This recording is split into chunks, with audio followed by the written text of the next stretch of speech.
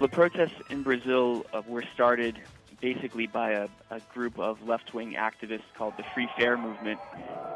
They don't have an official leader. Each member is able to represent the group and speak freely for the group. They basically took to the streets trying to fight against an increase in transit fares. They blocked off some major highways and received a pretty heavy police response. In return, what happened was there was a lot of scenes of violence that were splashed across the news over here, and the Brazilian population saw that and was relatively disgusted, I think is probably the right word for it, by what they saw and took to the streets in solidarity.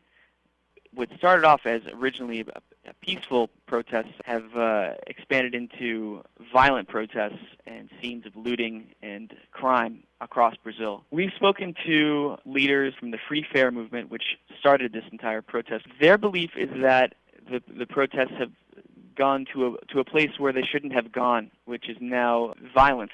They've decided not to call any more protests in their name, but at this point they feel that it's to some degree out of their hands.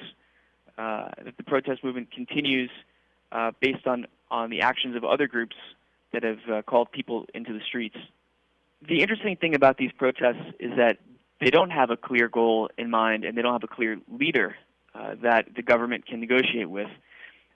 Basically, the grievances of the population run the gamut from corruption to poor public services to crime to poor public transportation, and people are coming out into the streets really as an expression of distaste and frustration with what they see as the difficulty of life in Brazil. For Reuters, I'm Levine in Sau Paulo.